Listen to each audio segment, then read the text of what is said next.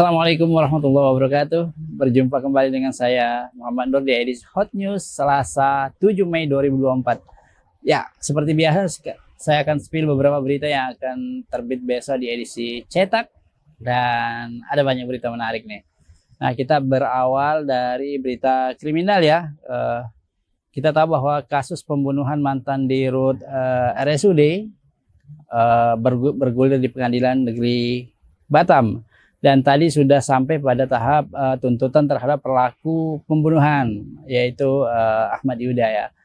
Dan seperti harapan keluarga korban, berharap pelaku dihukum mati gitu. Dan saat persidangan tadi itu sudah sampai pada tuntutan hukuman mati. Nah, apakah nanti hukuman mati juga divonis? Kita tunggu pada proses persidangan selanjutnya. Saya melihat kasus pembunuhan ini sangat memprihatinkan ya dan sangat kejam, maka wajar kiranya jika keluarga korban meminta pelaku dihukum mati.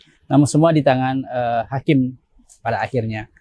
Nah itu tadi, selanjutnya kita ke berita yang lainnya, masih soal kasus kriminal. Jadi ada kasus yang bergulir juga di Pengadilan Negeri Batam, yaitu penggelapan uang perusahaan senilai 5,5 miliar ya, dan pelakunya divonis 3 bulan penjara. 3 bulan untuk 5,5 M. Adilkah? Silakan pemirsa menafsirkan sendiri gitu. Kemudian ada lagi kasus ini, nah ini penting sekali ya buat para orang tua yang mungkin sudah punya anak lalu kemudian menikah kembali dan punya anak putri.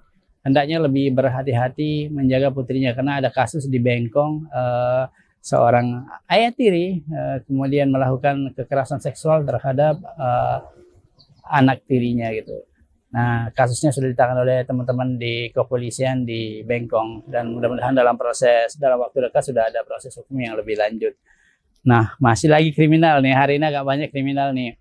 Nah, agak hati-hati bagi warga yang punya usaha atau punya genset yang diletakkan di luar gedung atau di luar rumah, karena ada spesialis pencuri genset dengan menggunakan mobil rental ya, dan salah satu di antaranya sudah berhasil diamankan oleh teman-teman kepolisian yang ketika mereka mencuri genset di kawasan Botania. Nah, sekali lagi hati-hati, genset juga cukup berarti ya, cukup bernilai ketika berada di luar, berpotensi dicuri orang. Kemudian, nah kita beralih ke berita lainnya yang non kriminal ya. Ini bagi warga Batam maupun warga Kepri lainnya yang pengen jalan-jalan ke Malaysia tapi tidak mau lewat laut, maka alternatifnya adalah lewat udara. Dan sekarang Batik Air Malaysia itu sudah menambah frekuensi penerbangan dari Batam ke Malaysia, ke Kuala Lumpur Malaysia, jadi 4 kali dalam sepekan. Biasanya 2 atau 3 kali, sekarang sudah 4 kali dalam sepekan. Jadi yang pengen berwisata ke Malaysia lewat jalur udara jauh lebih cepat ya, menggunakan pesawat dari Bandar Internasional Batam ke Kuala Lumpur. Kemudian, nah tadi ada hari ini ya, pengumuman soal kelulusan siswa SMA, SMK, dan SLB. Nah, ada sekitar 18 siswa yang tidak lolos ya ujian akhir. Tapi jangan khawatir, yang tidak lolos itu ada solusi yang diberikan oleh Dinas Pendidikan Provinsi Kepri. Seperti apa solusinya? Silakan simak besok di edisi cetak Batam Pos.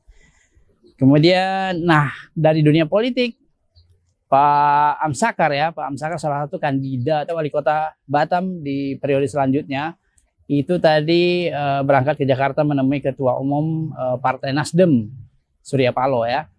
Dan bahkan ada kabar gembira apakah Pak Amsakar ini jadi diusung oleh Partai Nasdem yang notabene memiliki 10 kursi di DPRD Batam, cukup tanpa koalisi pun cukup untuk mengusung satu pasangan calon ke DPRD Batam pada pemilu wali kota mendatang. Kita tunggu ya perkembangannya, mudah-mudahan ada kabar gembira. Dan seperti kita ketahui bahwa Amsakar memiliki saingan berat ya, salah satunya adalah Ibu Marlene yang sekarang masih menjabat sebagai Wakil Gubernur Provinsi Kepulauan Riau, yang juga istri dari Kepala BP dan Wali Kota Batam, Muhammad Rudi. Kemudian di KPU sudah juga bergulir pendaftaran calon kepala daerah Kota Batam untuk independen ya. Namun hingga hari kedua pembukaan itu belum ada satupun calon independen yang mendaftar karena memang syaratnya cukup berat. Harus mengumpulkan puluhan ribu dukungan KTP dari masyarakat Batam. Kemudian, nah ini yang ditunggu-tunggu oleh masyarakat Batam ya, khususnya di kawasan Legenda Malaka, Legenda Bali dan sekitarnya. Karena di depan di jalan raya setiap malam itu dijadikan arena balapan liar.